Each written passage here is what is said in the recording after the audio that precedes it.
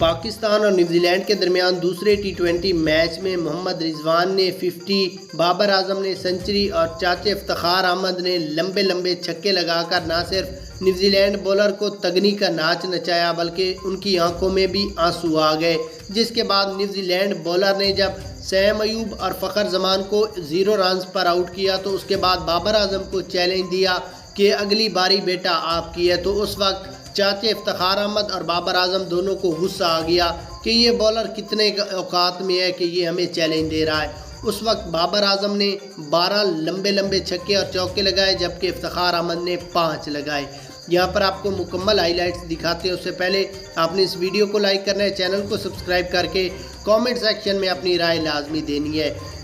उसके बाद अगर यहाँ पर हम इस मैच की हाईलाइट्स पर नज़र डालें तो पाकिस्तान टीम ने पहले बैटिंग करते हुए मुकर्ररा 20 ओवरों में 185 रन बनाए जिसमें मोहम्मद रिजवान ने 50 रन, बाबर आजम ने 93 run, Fakhar Zaman, Saim Ayub 0 run, Imad Wasim 2, Iftikhar Ahmed 35 run जबकि इनके 3 छक्के और 1 चौका शामिल था। उसके बाद जब कीवी बॉलर ने बाबर आजम को चैलेंज दिया कि अगली बारी आपकी है तो उस वक्त बाबर आजम ने 2 कट्टे चौके और 1 छक्का लगाकर उसकी बोलती उसी वक्त बंद कर दी थी कि बेटा आपका काम नहीं है बॉलिंग कराना, लिहाजा आप मुझसे या किसी और अच्छे खिलाड़ी से सीखें तब जाकर किसी को चैलेंज